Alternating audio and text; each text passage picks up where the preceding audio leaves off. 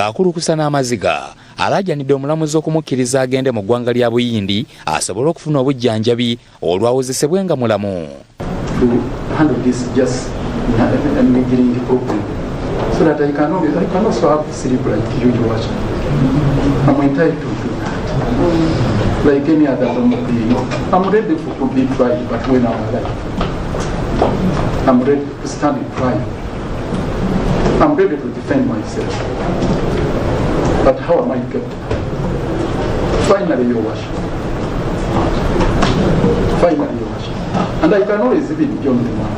No problem. But when I'm newankubadde ng'osobola okukiraba ku maaso nti Erias Lukwago obulumi ali mu bungi, newankubadde amaziga gamuyiseemu n'ababadde mu kkooti ne bakaaba, omuwaabi wa gavumenti bino bibadde tebimulya. Era bw'agenze mu maaso n'okusituka okutegeeza omulamuzi amugambye bino Lukwago ali mu kusaagamu. Osobola okukiraba nti Lukwago obulumi bungi. Asabye okugenda e India bamutereeze, kino omuwaabi wa gavumenti akigaanye. Erias Lukwago embeera gy'ayitamu yennyamiza. Era ababadde mu maka ge ne mukyala we babuuzizza gavumenti nti mwagala kubeera nga muwozesa mufu. Ne bino tuzze tubirabako, twalabako omulamuzi ng'ayita omugenzi Seggirinya alabikeko mu kkooti naye ng'ate gwayita yafa omwezi mulamba oguyise. Kakati ekibuuzo kiri nti noono baagala kuwozesa mufu kiva eri famire. Tugenda beera nga tubitunuulira.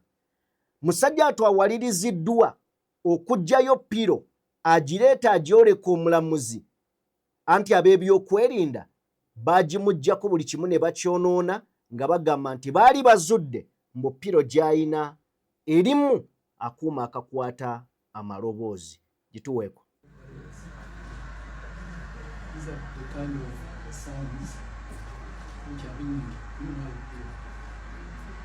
sometimes muffled sounds, giving this the person. So to counter this ringing, they came up with this innovation so that once it is charged, properly charged, you charge it with a normal charger, basic this, then there are speakers inside here. So once you are sleeping here, you put in this ear, that sound you have heard comes into this ear to soothe the ear so that you can sleep. So that's the way it works. Now they removed the speakers and those other chips inside, which they are not the ordinary speakers. These are high-tech kind of whatever, which are inside there. So they dismantled it, and it's no longer now functional. So this sound cannot be transmitted inside the ear. Tugenda beera nga tuyita mu mboozi eno. Kakati mawulire amalala ge tuyinawo ge gamuwanga Kivumbi.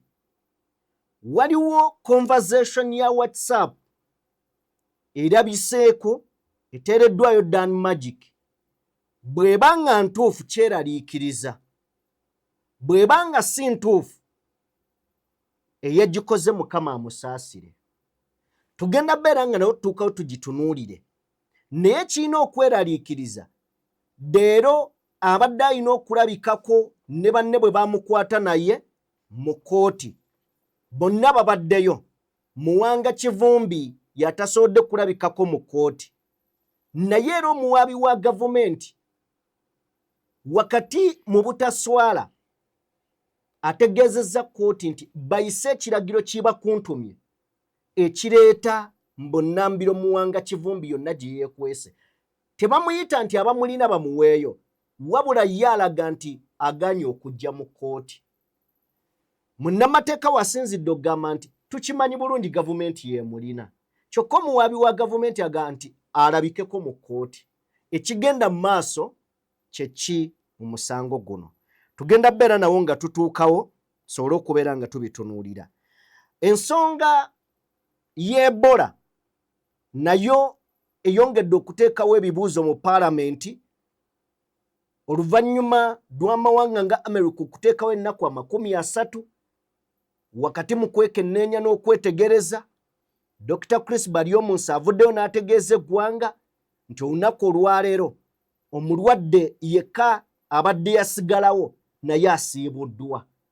Ne tekitegeeza nti Uganda terina Ebola. Tugenda tuukawo nabyo tubitunuulire. Enkola za Balamu gweyoziraba otya? Kyakola kituufu oba kikyamu?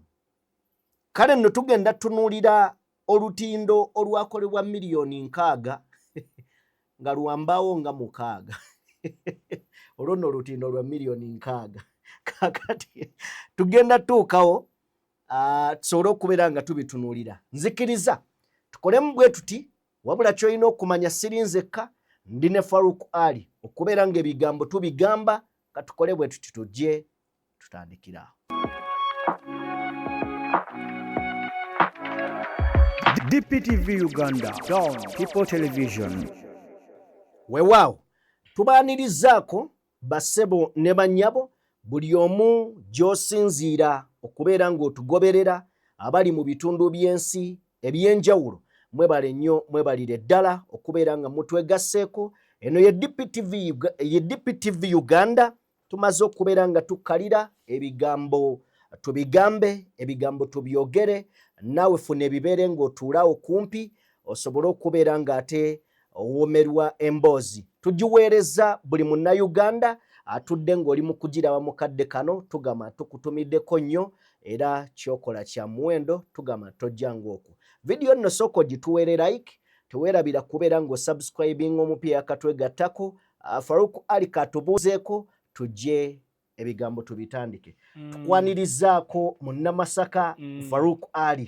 Muganda wange twasembayo okulabagana nga wakafunamu kulungubanguba.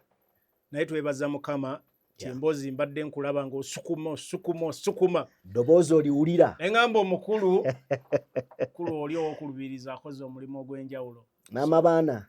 Kwebaza nnyo mukyala Jime oyongedde okukola omulimu ogw'amaanyi, webalire nnyo, webalire ddala. Baganda baffe abatukwatiddeko mu mbeera eno nyongera obbeebaza nnyo. Batumirako yonna gye muwangaalira abatulaba ku DPTV Uganda. Twongera obbategeeza nti omulimu guno twewaayo. Tujja kubaweereza paka ku lunaku lwaffe. Mukama aligamba kale mbeetaaga namujje munkyalireko eno, naye mumanyi nti tebakyalayo abagenda tebadda. Bannamasaka Bannamasaka mbatumiddeko nnyo omwana wamwe ekyaliwo ekyaddondo, omukulu ono era ffenna tufa mu bbendobendo lyerimu ery'ebuddu. So tuzze ebigambo tubyogere. Vidiyo nga bulijjo bw'eri enkola gituweere like. Nzikiriza nsooke mpiseewo Sheikh Ashraf, omusomi ate era omulombi wa dduwa. Munoonyeko gwe ayina ebizibu eby'enjawulo asobole okubeera ng'akuyamba. Ku nnamba y'essimu eri ku screen yo esembe 711, mwekwate mukubireko asobole okubeera nga akutaasa mu ebyo ebikutaataaganya. Nzikiriza era nkutegeeze ku bannaffe abattabo, baganda baffe abattabo Transit Cargo and Logistics, bakugamba nti basangibwawo ku ofiisi yaabwe ku Pioneer Mall, edduuka PA 9. Awo we basangibwa, oba bakubire ku nnamba z'essimu z'olaba ku screen yo. Gwe ayagala okujjira ebintu ng'oli Turkey, India, Dubai, Qatar, baganda baffe abattabo Transit Cargo and Logistics, bakugamba nti jangu bakuweereze mu bwesimbu. Sijja kwerabira akubeera nga nkutegeeza ku Lewis LJ. Bano bakola bitabo mu buli ango yonna gy'oyagala, kwaya gy'oyagala babikola. Oyagala nga bibrandingeko essomero lyo, oba oyagala mannyago oba kifaananyi kyo n'ekintu kyonna, bagamba nti jangu bakuweereze. Ku nnamba y'essimu eyo tebakola kyokka, naawe ayagala liquid mu bungi bwonna ate tuderivalinga. Kale nno mutwettanire ku nnamba y'essimu gy'olengeraawo eri ku screen y'essembyayo 237, tukubireko tusobole okubeera nga tukuweereza mu bungi bwonna bw'oyagala ne delivery tugikola. Katuveeyo atwolekere ebigambo mukwano gwange. Ebigambo bye twolekedde tugenda kutandikirako eri Muwanga Kivumbi. Honorable Muwanga Kivumbi yawambibwa lunaku Lwakutaano. Newankubadde twalabye Oweekitiibwa Nnyombi Thembo ng'ayagala otuwa enjawulo wakati w'okuwambibwa n'okukwatibwa. Ne tugamba naye ono kati eno layini agiyingidde ngaani? Kubanga si munnamateeka, si wa byakwerinda, si mwogezi wa gavumenti. Eno ki ekyamuleeseeyo okwogera bye tuyinza okugamba nti by'atamanyi kuba alina professional ye. Bw'awambibwa ku Lwokutaano, amateeka gagamba essaawa 48 ng'alabiseko mu mbuga z'amateeka. Leero lunaku Lwakuna tannaba kulabikako. Ebibuuzo byongedde okubeera nga bivaayo. Muwanga Kivumbi ali luddawa? Then we tulabidde ku conversation gye sigenda bagamba nti ntuufu kuba situnnakakasa, naye eteereddwayo Dan Magic. Conversation eyo Farouk, bw'oba ng'ogiraba ng'ogyetegereza, omanyi abantu abakozesa jambo, kigambo kya Luswayiri. Jambo honorable kitegeeza ono ateekwa okuba oba ayinza okuba ng'ava mu byakwerinda ng'abadde n'Oweekitiibwa gw'ayogera naye ku ssimu, era ono akulaga nti jambo ani afande. Then ebizzeeko wano wansi biraga, do you know Yowa Butambala guy is badly off and have rushed. We have rushed him from Mbuya to Entebbe for treatment. He blacked out 5 times during interrogations. But he has learned. Kakati bw'oba ng'osoma kino, omuntu akugamba Farouk nti ono tumuddusizza mu ddwaliro naye akablacking out emirundi 5 nga tuli mu interrogatinga. Kyokka ekisembye ono n'akugamba naye ayize. Omuntu ayize nga blackings out emirundi 5, ekisooka awandiise omutima si gw'abantu ogwo. Si muntu ateekeddwa okubeera ng'omubiri muntu munda kisodde. Nti okublacking out kwoli tekulina ne kikumuliiridde mu mutima era tebimukwatako. Okitegedde? Gituddizeeko kaawo nga bwegenda akulaga nti kya bulijjo. Bino bali used. Tumaleyo wansi wano. Yeah, if he recovers quickly, we shall drop him at Kira police yes. and take him to court later. Don't worry. They were just a few slaps, honorable. Aha. Nti bw'anaaba nga ateredde, tujja kubeera nga tumutwala ekira ku poliisi. Tujja kubeera nga tumutwala ekira ku poliisi. Then oluvannyuma tumutwale mu kooti. Teweeraliikirira. Wabaddewo just empintonotono.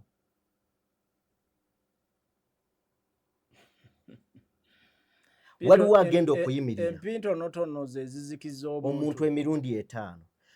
Omujjego oba omugwagwa agenda kujja ku TV akugambe nti amateeka gagamba nga naye ajuliza amateeka. Ddala wano waliwo okugoberera amateeka. Singa kino kiba kituufu kyetulabye wano, Farouk, mbigambo byo oyinza kinnyonnyola otya ensi?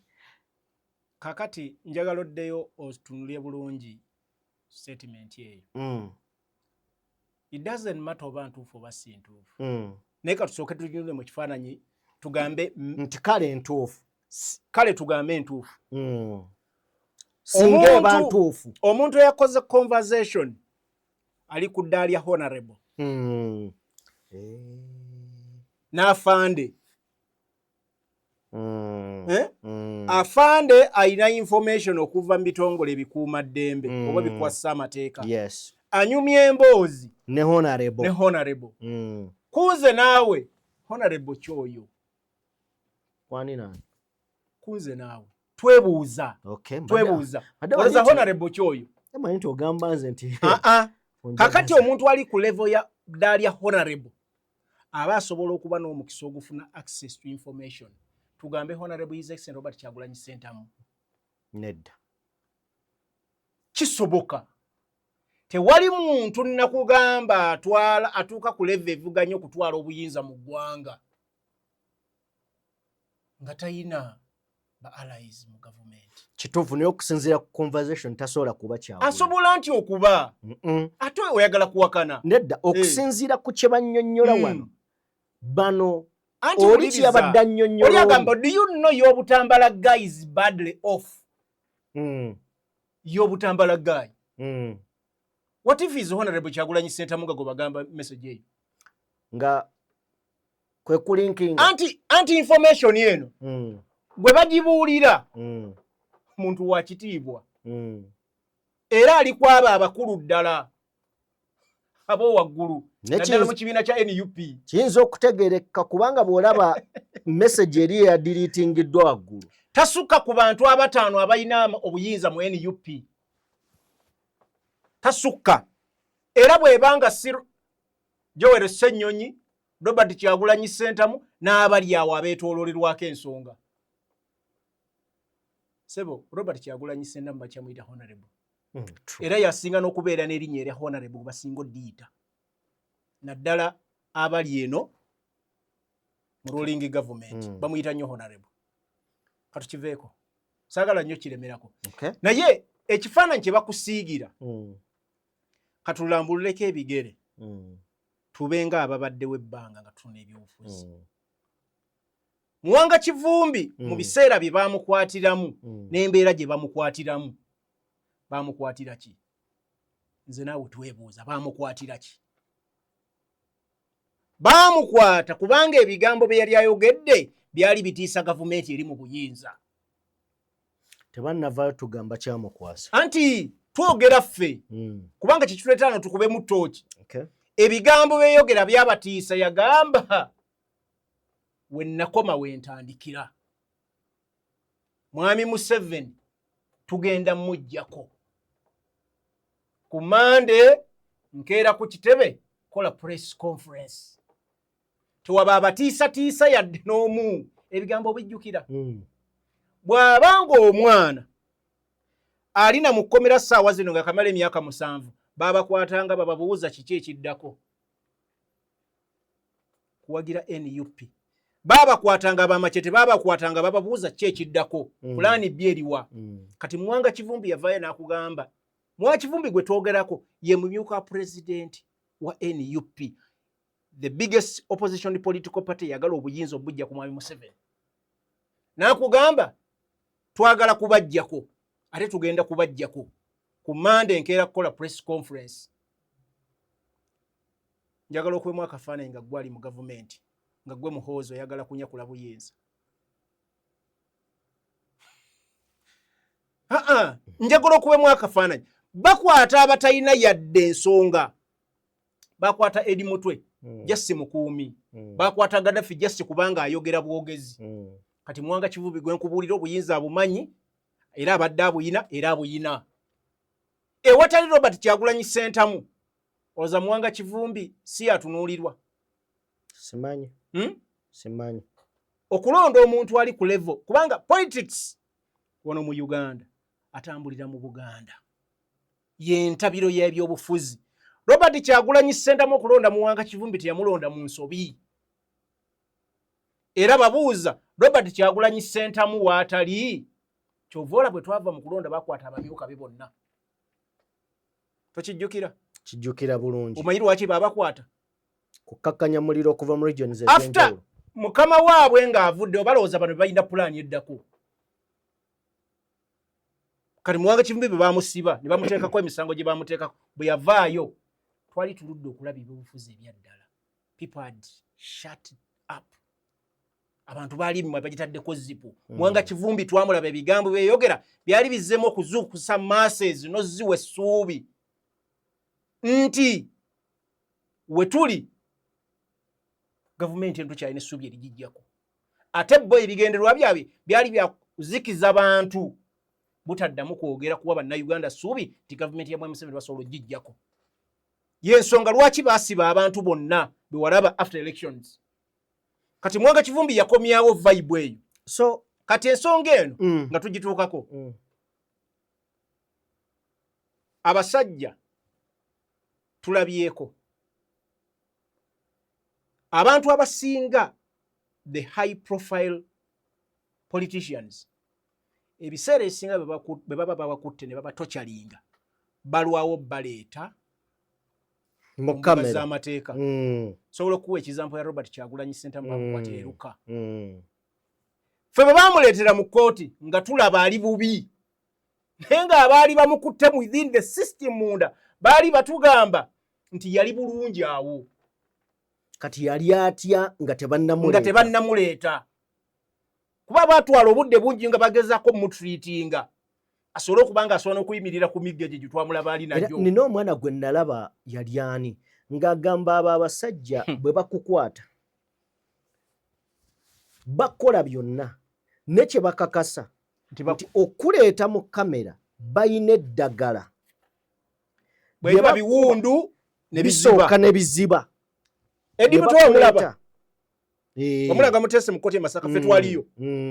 Ng'atulaba tocha engeri gye bamutulugunya n'ebiwundu naye nga bakulaga abasajja baabiteekako eddagala ne biwone mangu bamuleete nga bizibye. Kati bwe bibanga bamulwisayo bwe batyo Robert Kyagulanyi Ssentamu Eddie Mutwe naye najja nga wakyaliwo ebiraga kati yali atya eri owa paasi omujjukira. Mujjukira Mugumya bamuleeta nga paasi balaga zikoze eki zikaze naye nga stamp weki yekyaliwo epaasi weeyita the mapping kakyali kitya kakwenza.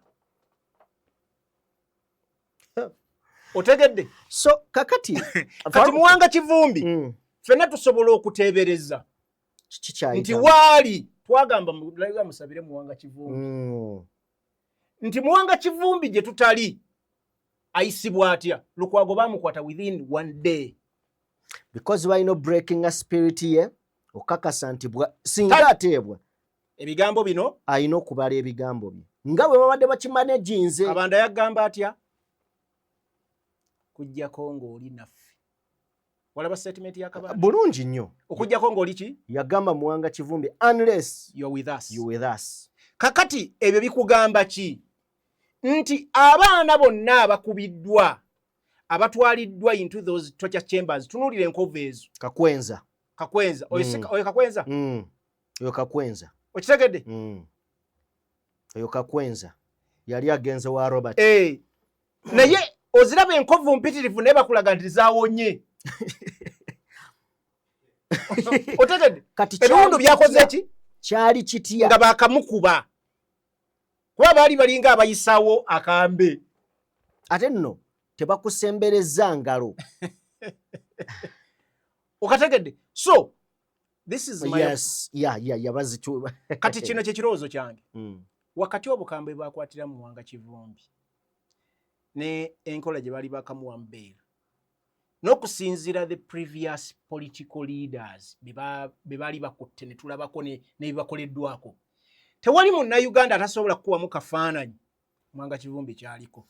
Ngenda kusaba tuzannyire esekendi nga 3 olaba ebigere tuzannyire ku Oweekitiibwa Nnyombe Thembo then bwe kabeera kumpi bwe kaba tekaliiwo tunuulira Kakwenza ng'akyamuleeta tunuulira ebyo byonna ng'akyaleeta Nnyombe Thembo kikuwa ekifaananyi olaba Lukira Basayija otegedde kati nkulaga bw'abanga Lukira Basayija Jasiti yayogerako ku First Family naye nkulaga omuntu ayogedde ebigambo ebyagala okuggyako gavumenti eno nga ffenna tukimanyi nti NUP etiisa gavumenti eno basula wamuka bagiroota.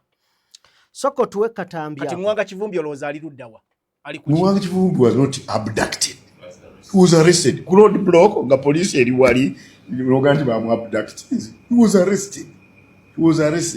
Oli olukitudde kuba kati muzee kino seetaaga probability of 90% kino kiri digitally enhanced. Don't waste even your time.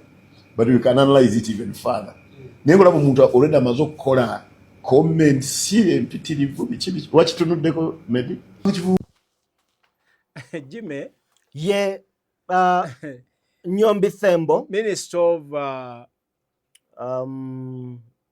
Thembo si minister gundi minister avunanyizibwa kubiweerezebwa ku mpewo. Kakati saagala kumalira budde ku Nyombi. Mbadde njagala mwogereko eddakiika emu yokka. Just njagala lwaki tuleesa akantu ako. Twagala kuyitawo okufuna enjawulo. In fact ndowooza oba ogituweera. Agamba teyawambibwa. Agamba yakwatibwa. Mu mateeka tumanya ani akwata. Kitongole ki ekikwata ekyarestinga. Poliisi yaliwo okuteekawo road block teyakwata. Singa poliisi yakwata singa Muwanga Kivumbi yaleetebwa dda mu kooti. Naye gwe twogerako n'essaawa ya leero Farouk tewali amanyi waali.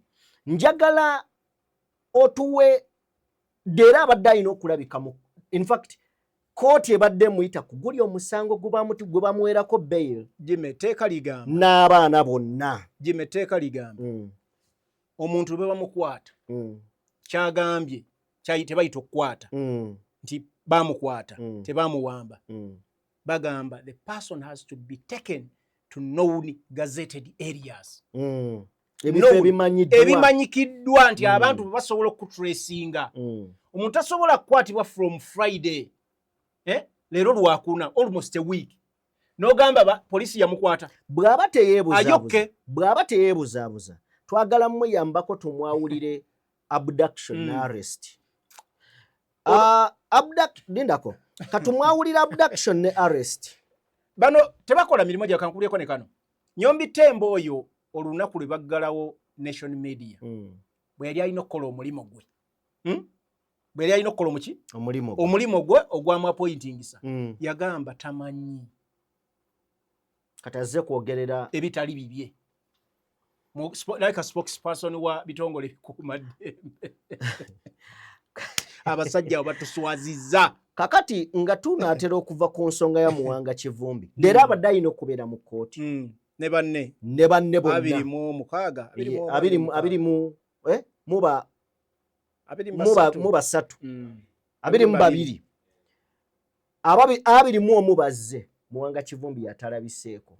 Ekisinga okwewuunyisa okimanyi omuwaabi wa gavumenti agambye kooti eyise ekiragiro ekibaluwa kiba kuntumye omukulu yeebuzaabuza Muwanga Kivumbi yeebuzaabuza tayagala kujja mu kooti.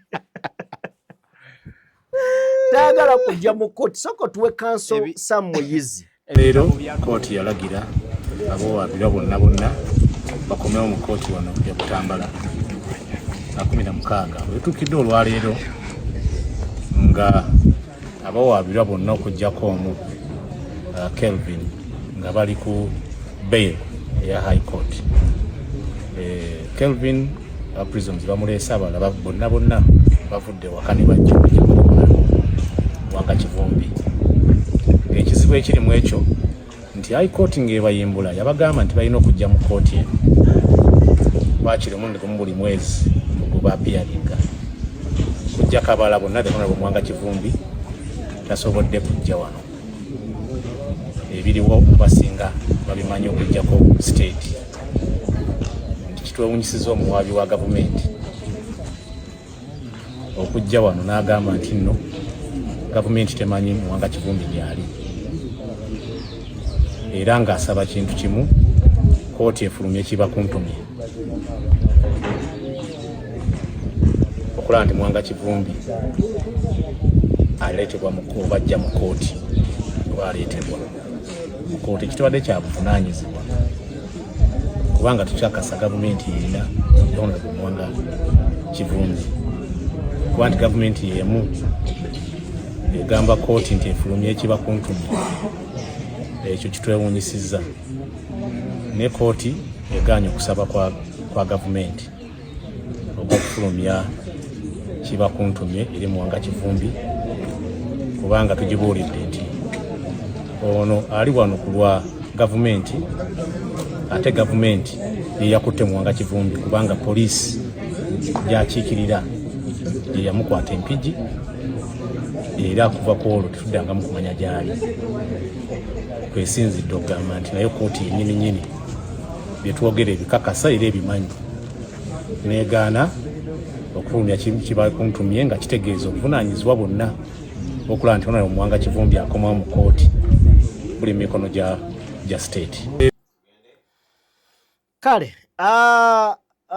byebyo Jimmy byampuna byewuunyisa. obanyi munywanyi. Okay. Sometimes ogamba oba olumu onyiiga n'okunyiiga n'ogamba oba abazadde olumu bave kuweerera abaana. Anti ogenda n'olaba kubanga Ssaabawabi wa gavumenti aba muntu mukugu nnyo nga yasoma bulungi amateeka. Yatwala obudde bungi okusoma amateeka n'emyaka mingi. Naye bw'ajja n'atandika okwogera ebintu by'olaba nga biva ku nnono okubukuta ku nnono z'amateeka, n'owulira ennaku n'ogamba ebitabo bitumenyera ki? Kubanga boolama ebyabali mu bifo eby'amaanyi, ofiisi ezo z'obuvunaanyizibwa, ate bataputa ebintu kifuula nnenge nti n'omuto kyalaba. Kubanga bino byali ku TV, media station yammwe, media station yammwe yabikwata live. Ensi yonna ng'ekola ki? Era ne mmala amawulire ne bagatuwa ensi yonna n'ekola ki? N'egalaba. Nti poliisi yaliwo ku ssiini yakola road block. Teyakwata. Yakola road block. Abantu bammwe abambadde obukookolo nga bakolagana ne poliisi ne bajja ne bakwata Honorable Muwanga Kivumbi nga balinga bakwata enseenene. Kwalikwata. Ne bamuwamba. Ne bamuyoolawo nga balinga abayoola ki? Enseenene. Nga biri ku kamera ensi yonna ekola ki? Eraba. Kati gwe n'ojja mu kooti n'ogamba omusajja yeebuzaabuzizza mu kooti ekibaluwa kibakuntumye. Nannyombi Ttembo minisita wammwe akola ku by'okuweereza ku mpewo n'akakasa nti Muwanga Kivumbi bamukwata bukwasi. Kati n'owulira state abakozi baayo nga balwana n'ebigambo, onayogera kiri onayogera kiri. Kyongera okulaga eggwanga lye tulina abakulembeze obutali organized nti everyone want to speak bamurecognize nga boogera fwa. Tugende ku nsonga endala. Ensonga endala nzikiriza tugende eri omukulembeze w'ekibiina ekya PFF amanyiddwa nga Ssaalongo Erias Lukwago. Olunaku olwaleero aleeteddwa mu kooti esookerwako era n'atandika okubeera ng'aweera ennemba. Wabula kooti eno ekkiriza nti amazima gali nti omusango oba emisango egivunaanibwa Erias Lukwago giyinze era yo tesobola giwulira. Bwetyo n'emusindika mu kooti ensukkulumu High Court gye baba bagenda mu maaso n'okubeera nga oba oli awo bamuwozeseza. But waliwo ebibaddewo Erias Lukwago ono ffenna tukimanyi mulwadde era waaliwo okusaba atwalibwe mu ddwaliro e Mulago. Ekintu kooti eno kye yakkiriza atwalibwe e Mulago, wadde baali basabye ayimbulwe ku kakalu kaayo n'egaana n'esalawo atwalibwe e Mulago era ne bakikola. Erias Lukwago obulwadde bwe buyina ebintu ebigenderako ng'omufaliso ogw'obulwadde bwe, nga piro ey'obulwadde bwe. Kakati omufaliso tetumanyi oba gyeguli, naye yo piro abakulu abatwala ekkomera bagenda ne bagijjayo nga bagamba nti baali bazudde nti ayinamu akuuma akalikodinga amaloboozi era mu kuyuzaayuza ne bajjamu ebintu mu piro eyo. Leero njagala otuwe ku mboozi eyo akatono tusooke tugiwuliremu then tudde. They are managing the pain with the pregabalin, gabapentin, all sorts of those medications, painkillers. That is the only thing they can do. But the recommendation was that I go back, they fix this, which they cannot fix in. Ng'akulukusa n'amaziga alajjanidde omulamuzi okumukkiriza agende mu ggwanga lya Buyindi asobole okufuna obujjanjabi olwawozesebwe nga mulamu. To handle this just neglecting the problem, so that I can also have sleep like you to watch. I'm entitled to do that. Like any other normal being. I'm ready to be tried, but when I'm alive, I'm ready to stand trial. I'm ready to defend myself. But how am I kept? Finally, Your Worship. Finally, Your Worship. And I can always be beyond the man. No problem. But when I'm alive. Lukwago agambye nti takyalina kikozesebwa kyonna mu kwejjanjaba nga ne piro gye baamuwa okumuyambako ab'ekitongole ky'amakomera baagitta. So that's the way it works. Now they removed the speakers and those other chips inside, which they are not the ordinary speakers. These are high-tech kind of whatever, which are inside there. So they dismantled. Ono era asabye omulamuzi alagire gavumenti yamugulire piro eno kubanga eyiye baagyonoona nti awatali ekyo embeera ye yakwongera okusajjuka. For me, I'm incapacitated. Where I am even moving from the place where I'm detained to the reception is a terrible. But the government can work out mechanisms of getting me this facility so that I stop using these sedatives, which are not only addictive but dangerous to my life.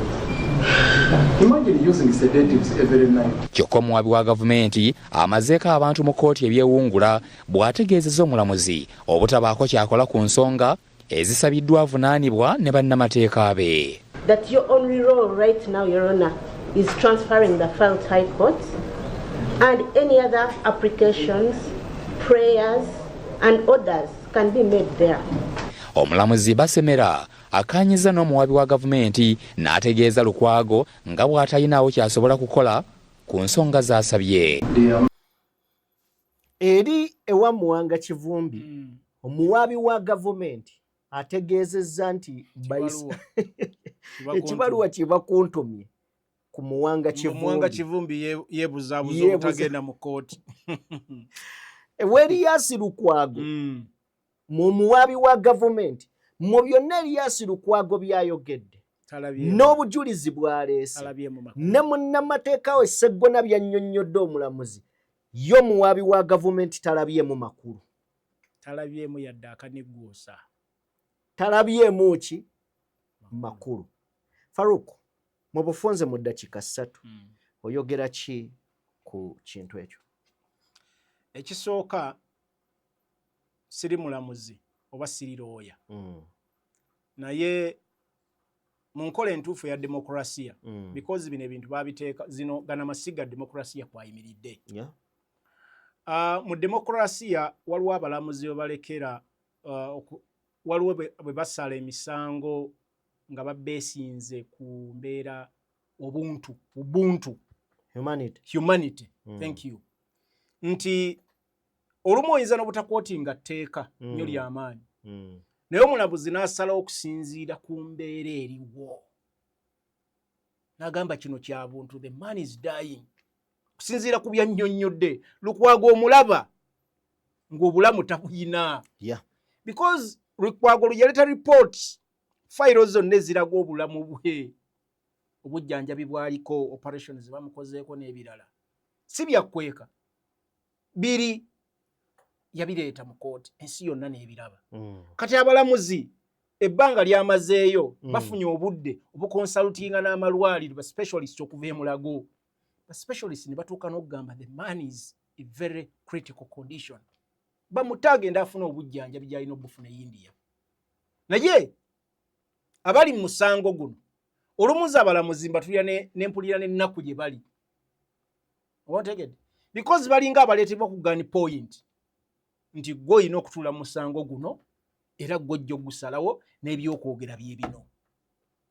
kugamba bawa ruling nga si si yerimu mu kkowa lyennyini ery'amateeka bwe gaali badde wabula from the above the command nti tujja kuzannyira awo time wastage naye ng'ekituufu bajja bakola ki bakimanyi because osobola okutunya emisango mingi precedents nyingi ezibaddewo wano emisango mingi gye tulina bawayiswa babaleeta everyday mu kooti bakireewo babajja Masaka ba Gaddafi musango ki gye babanenya emyaka tugeze almost ebiri obujulizi buliwo obubalumika tewali abaana Machete ne banne emyaka 7 mu kooti mu nkomyo obujulizi buli ludda obubalumika kakati batukala okuleeta waliwo abasibe bangi mu makomera nga ne bakyabaleeta na mu kooti kitegedde bangi era n'ogezaako okukola follow up gwe weebuuze Machete yasemba ddi okulabikako mu kooti kitegedde baali babatwala mu kooti z'amagye kooti n'egamba tekiddamu kulabika fayiro zaabwe ne bagamba zitransferring bazireete mu kooti eziwozesa abantu ba bulijjo kyakomaawo so bino ebyalukwago n'abafaananga bano bituwa ekyokuyiga nti demokrasiya rule of law birwanirirwa bannansi n'amawanga ge twegomba galiko mu biseera ebizibu nga birina ba dictators abafaanagana bwe bati the citizens fought tooth and nail ne basobola okuteekawo enfuga ya demokrasiya ffe gye twegomba gye tugerezaako ne tugamba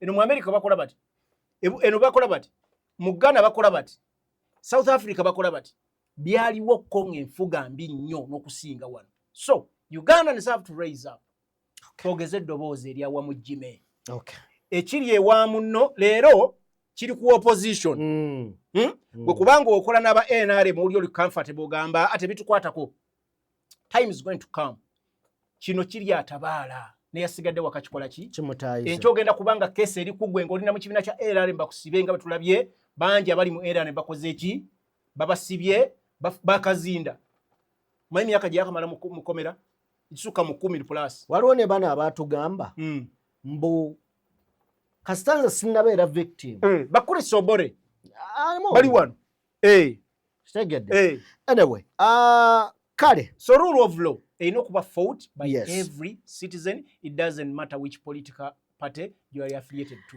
kakati ensonga endala yo saagala tugirweko ya Dr. Besigye Retired Kano Kizza Besigye olunaku lwajjo yaleeteddwa mu kooti ne munne Haji Lutale ne Ajobedi Lutale bwe baleeteddwa mu kooti gavumenti yabawadde balooya ab'obuwaze si kweyagalira newankubadde oli yagaanye wabula omulamuzi agamba ng'ennaku z'omwezi 3 omwezi guno ye akola okusalawo okitegeera akola ruling ku musango guno kati oba baagala oba tebaagala bajja basalirawo era ne babaweereza lisiti y'abalooya mulondeeko mmwe abanaakola ki abanaabawolereza twalabye ku ba looya abaaweereddwa omu yabadde mu musango gwa Christopher Okero Onyum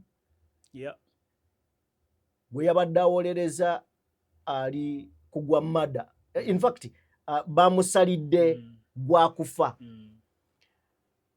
abalala omusango gwe babaddemu be babadde bawolereza basaliddwa kusibwa mayisa omulala owookusatu ye profile ye terinayo ekibuuzo kiri nti ng'omaze okukwata Lukwago ali mu kkomera abadde awolereza Besigye Martha Karua n'omuga atoddamu okulinnya mu ggwanga naye abadde looya we oli n'agamba kakati abalina okuwolereza ffe tugenda obbasalawo era baabo tubakuwadde ne bakuwa aba gavumenti nkubuulidde emisango gye basembyeyo be bawolereza bamaliriza nga babataddeko ebibonero bikakali bano balooya be bawadde Besigye bwe baba nga be babadde bawolereza bye bibonerezo be babadde bawolereza bye bafunye Besigye anafuna kibonerezo ki banasobola omuwolereza ne bamujja mu matigga mwali. Kino nakyo kijjukire nti ekisibya Lukwago kiri attached ku Besigye. Bagamba nti yamanyaako ku byama by'abano n'atabiroopa eri abakulu. Nenga lawyer. Okitegedde? Kati bano balooya ba gavumenti Lukwago singa abaako byabagamba tebagenda bitwala direct eri abakulu. Omanyi Jimmy olw'ebintu ebyewuunyisa bannaffe ne batulowoozesa nti maybe oba tebasomye oba ne balaga nti okusoma tekulina makulu. Olira?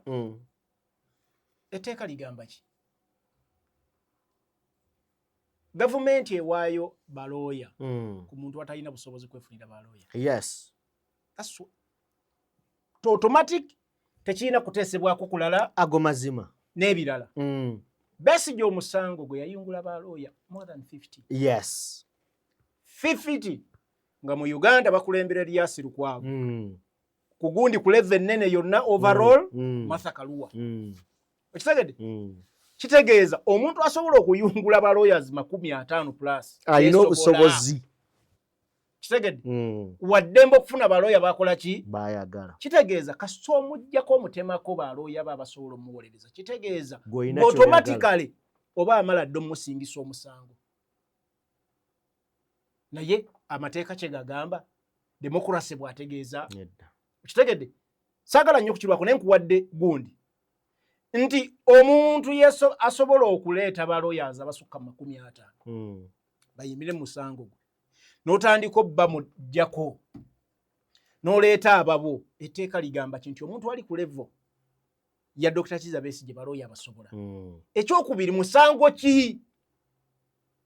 Guno musango ogutwala obulamu bw'omuntu okumujjako so n'omuteeka ku ki ku kalabba. Kitegeeza omuleka oba ba lawyer abajja South Africa. Okitegere kasaba nga balina permit ebakkiriza okukola emirimu nga bola Martha Karua yasala najja ki wano. Guno omusango ogutwala obulamu toguyita mwa muzanyo. So ebigendererwa by'abannaffe abali mu buyinza guno omusango gwa byabufuzi ensi yonna ekimanyi. Ebigendererwa by'abano kulaba nti Dr. Kizza Besigye bamusingiza ddo omusango nga tebannatuuka na mu kkooti. Kyova olaba ne bwe yali lawyer wayagala kusavinga abali mu buyinza bamukwata nabo ne bamugatta ku musango. Era kati oli Martha Karua ne bamuggalirayo.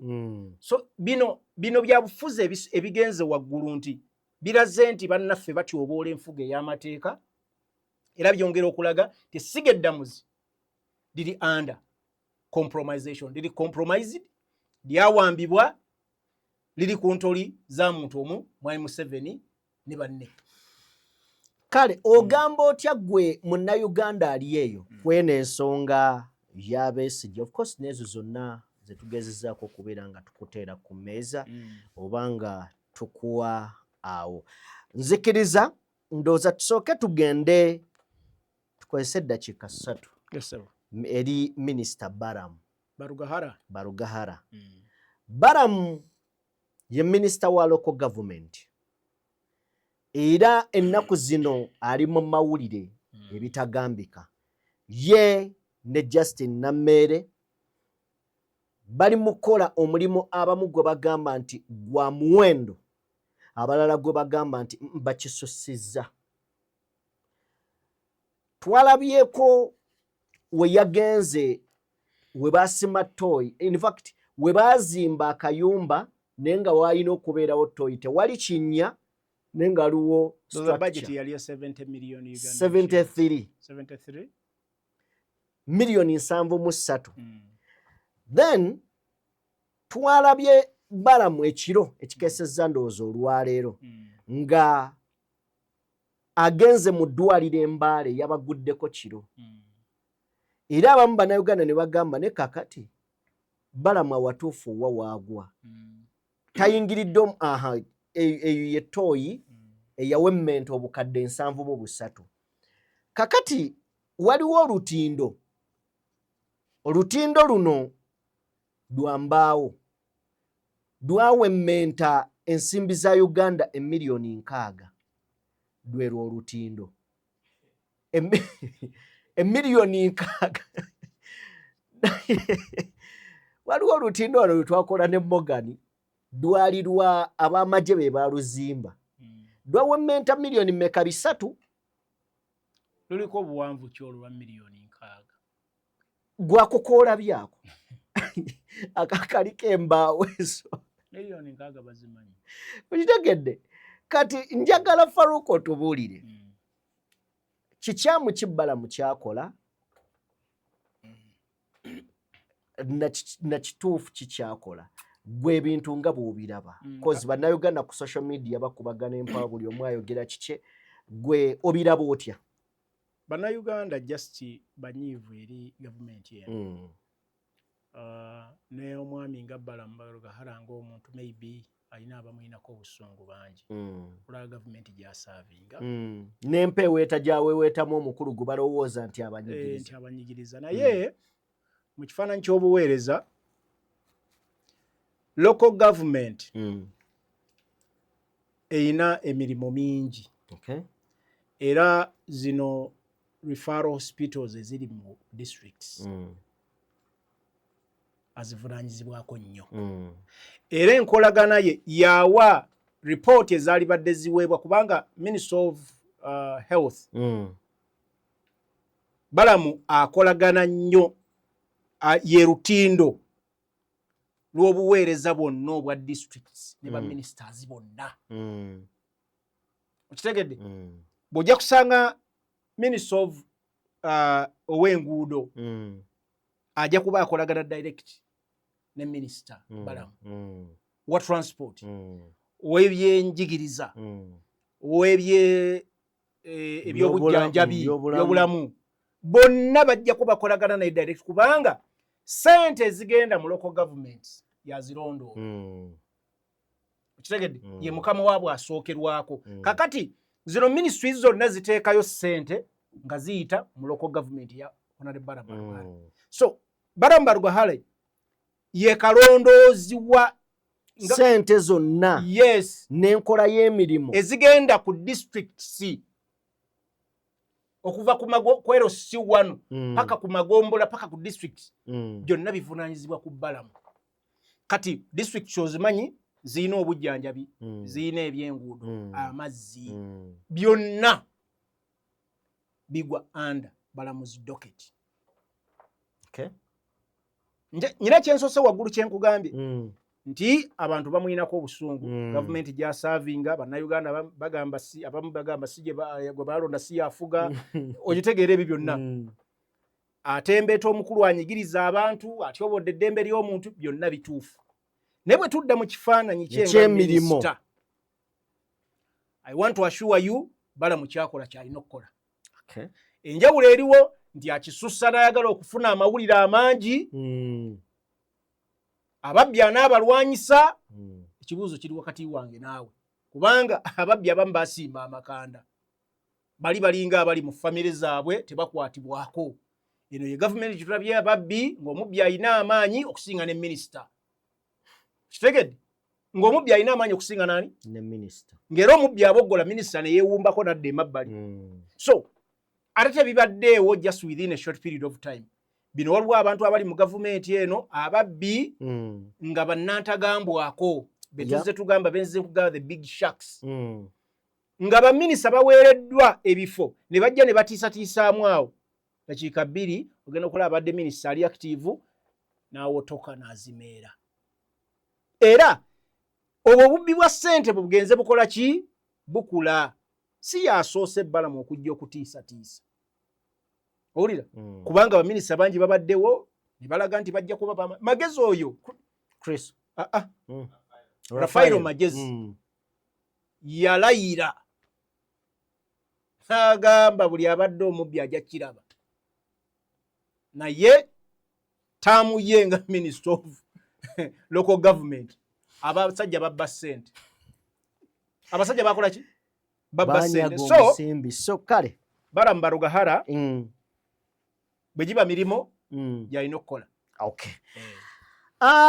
kale Morgan akulaze Rafairo Magezi yagamba nja kufa n'omuntu naye be bafa naye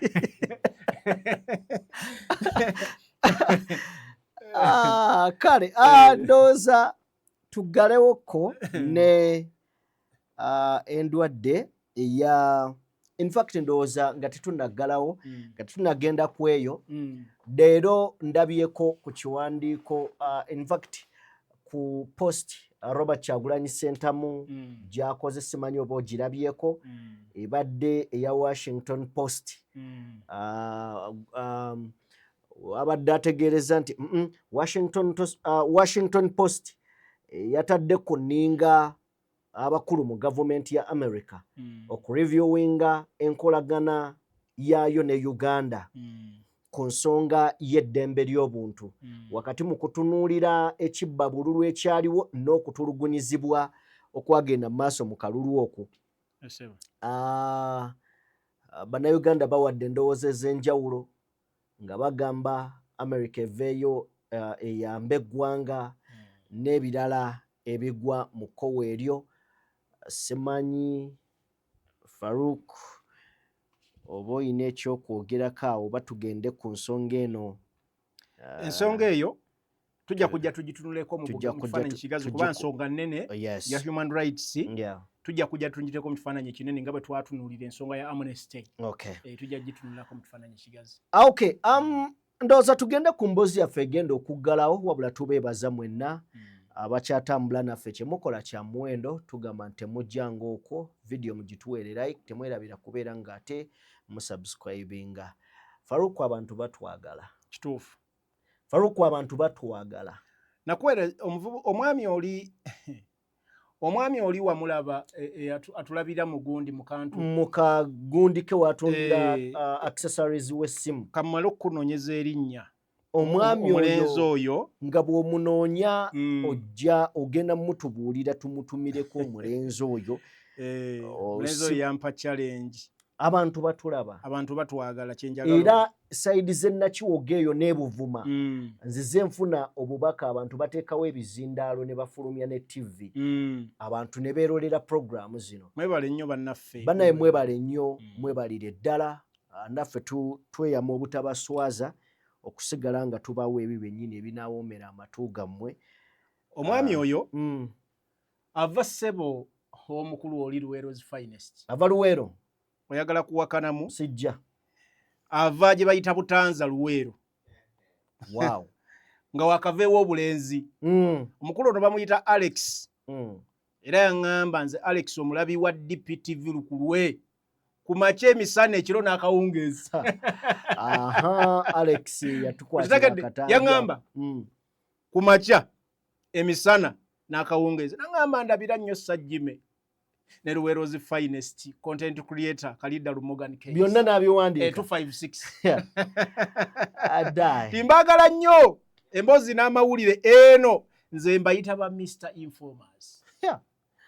Otumeze ebiwaawa ggwe. Mwami Alex tukutumirako.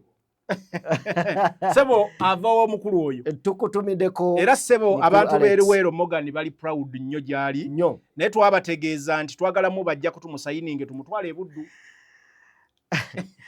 Kale kakati. Banakkiriza. Mwana wawe kubayina omu bayina lutalo yayonooneka. Bayina katika kibiriiti. Anyway, olunaku olwaleero Uganda ekitongole ekya in fact Minister of Health evuddeyo negenda mu maaso n'okubeera nga erambulula ku nsonga z'ekirwadde ky'Ebola era nga Minister Chris Baryomunsi avuddeyo n'ategeeza nti tetuyinaawo keesi yonna n'omulwadde abaddewo kati ali discharged asiibuddwa azeeka nga mulamu katebule wabula alina ebigambo byatwongereddeko nga tetunaba kubifuna tusooke tufune akulira oludda oluwabula gavumenti mu Parliament Joel Ssenyonyi alina obubaka bw'abadde nabwo then tujje tufune Chris Baryomunsi then otuggalirewo show ya leero. I saw an order and it's now in the public by the US Department of Health and Human Services. They have banned entry of people from Uganda into their country for 30 days. Now, after the 30 days, they will evaluate whether to extend that order or not. There's numerous other countries, UAE. Our Muslim brothers and sisters have been telling me they're unable to go for Umrah in Saudi Arabia because they can't access. We have not managed this well because the world thinks people are dropping dead of Ebola in Uganda every day. And yet it's not true. So as the health workers are doing their best, we need to do our best as well. Because we are in a precarious situation and it is affecting us. A travel advisory has also been issued by the US for, among other reasons, health. Of course, there's crime, terrorism, and all these different things. And I've seen a disjointedness between government departments. So you'll find that some who are fighting and they're saying, people, no, the situation is not as bad here in Uganda. And then they don't seem to get support from other departments. So the government departments need to talk to each other. That's why we're having all these challenges. So obwonno bunafu ddala mu gavumenti. Yes, bunafu ddala. Soko tuwe Chris Baryomus eri y'Oluganda, then koza nnyonnyoleramu byonna tujje. Ekya Ebola ngutusiibula omulwadde asembayo. Twalangirira endwadde eya Ebola olunaku ogwa May 15, naye okuva olunaku ogwo twakafuna abalwadde 2 abatestinga positive w'ekirwadde kya Ebola. Kyanaku nti 2 bafa ate abalala ne bawona. Kati olwaleero abasawo baffe abamulago Ebola Treatment Unit batuyise okusiibula omulwadde asembayo. Kitegeeza nti bonna abakwatwa ekirwadde ekya Ebola kati 2 bafa, abalala bonna 18 bawonye ne baddayo ewaka. Kikulu nnyo kubanga kitegeeza nti abafudde bali ebitundu 10 ku 100. Ate ako katono nnyo kubanga bulijjo ekirwadde kya Ebola type eno eya bundi bujjo eta abantu abasuka 3 ku 100. Awo twagala kwebaza abasawo baffe abakoze omulimu omulungi nnyo okulaba nti bajanjaba ne balabirira abalwadde ne bawona. Kati n'abo bonna butuyita ba contacts, kubanga bw'ofuna omulwadde wa Ebola odayo emabega n'olondoloza abantu bonna ababeera mu contact n'omulwadde. Bonna be twafuna abali kumpi nga 10 twabateeka mu isolation ennaku 21 lezigwa ne tuba discharge nga bonna tebafuna ekirwadde kya Ebola. So twagala kwebaza abo bonna, gavumenti ya Uganda, President Yoweri Museveni abadde akulembera olutalo. Twagala kwebaza WHO, UNICEF n'abo bonna bakolegana ne gavumenti okulaba nti tufuna ebisaanizo n'ebyo byonna bye twagala okulwanyisa ekirwadde kya Ebola. Bw'oba tusiibudde omulwadde asembayo tekitegeeza nti ekirwadde tukimazeewo. Omumbalira y'ekisawo, language y'ekisawo, bw'oba omanaginga Ebola, bw'oba odischarginze omulwadde asembayo otandika okubala n'obala ennaku 42 wezigwawo ngutofunye omulwadde wenna, awo olangirira nti kati Ebola tukimaze amaanyi. So kitegeeza nti yes, kituufu omulwadde asembayo tumusiibudde, naye tubeere begendereza kubanga kibaasa kusoboka nti tusobola kufuna omulwadde omulala. So byonna gye twalangirira by'okukola, kunaaba engalo, ebyobuyonjo, okukozesa sanitizer, ebyo byonna bigenda mu maaso. Abantu baffe abali ku border y'e Congo tubabeere Okay. Ye Chris Baryomus waliwo eya parliament, version ya parliament, but already byayogedde wali mu parliament byazze n'atugamba wano. So what's your take? Mbadde simanyi nti tulinawo version ya Ebola okuva is it Nakasongola version? Bondi Bujjo version. Bondi Bujjo version yetya. Sekamanyi engeri gye sitali musawo. Naye ndowooza Ebola oyo akwata nnyo ba Bondi Bujjo bokkaawo. Wakoma. Sekaji. Naye Bondi Bujjo waliwo ensalo. Buli kitundu kirina boda. Njagala kumanya yawa. Ye Tanzania. Congo ba. Ye Congo. I think Congo. Then awo kibeera okay. Kibeera kitu kiba kitegeerekeka. Bayitibwa Bondi Bujjo. Gundi. Bamutuuma Bondi Bujjo kubanga alumanya abantu be Bondi Bujjo awo. Alumanya abantu be Bondi Bujjo awo. Chichi. Naye bwe tugenda ku bigambo by'abali omu nsi tulina ekintu kye tugambe bad coordination. Coordination yaba kulembeze mu gavumenti ya Mwai Museveni eyongedde okuleetaawo enkola embi oba obuzibu mu bannayuganda butafuna service deliveries. Naye ekizibu kiva ku ki nti abantu olumu balondebwa mu bifo bye balondeddemu n'emirimu egy'okukola tebagimanyi. N'osanga omuntu omu yakola emirimu gyonna. Mwai Museveni yatuuka abakulembeze ba ministers nga tebakola mirimu. Nga yali buli wamu. Ye nnyama, ye mulaawo, ye nnyaanya, ye green pepper, ye carrots, ya siika, ya jjula, yaleeta amazzi.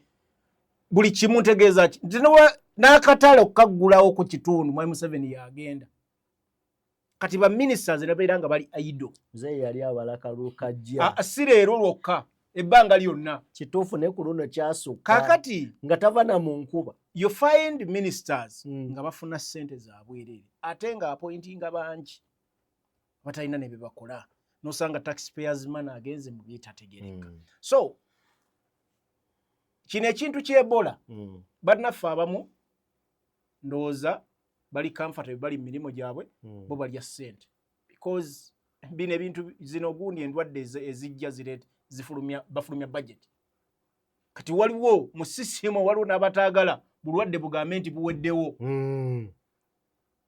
Zino pandemic z'olaba ze tulaba embeera efaanana bweti outbreak ez'obulwadde buno bwe buti tulaba abantu bagaggawala. N'osanga oli yazimbye ebizimbe yazimbye LC number street number mu bulwadde obuzze within a specific period. Twalaba wano ku biseera bya COVID. Abantu bagaggawala. Kitegedde billions of money zifulumye.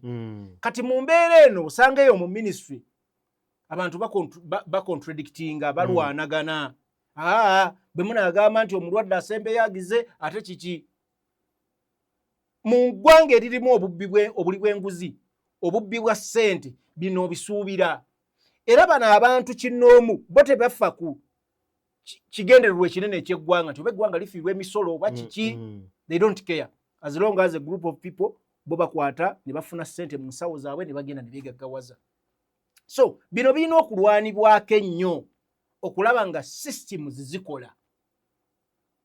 Bino betulwana Jimmy betugamba nti gavumenti eremereddwa. Systems are not working. Because osanga omuntu alina obuyinza obugamba temufulumya report ku kino. Okitegedde? Jimmy gwali badde omanyira nti abantu kituufu tewali naalumwa Ebola. Naye numbers nizijjaga bagamba tulina 12. Era ne balemezaamu. So ebintu ebifaanana bwe biti era kyova olaba gundi abadde akugamba leader of opposition nti bano boogera birala.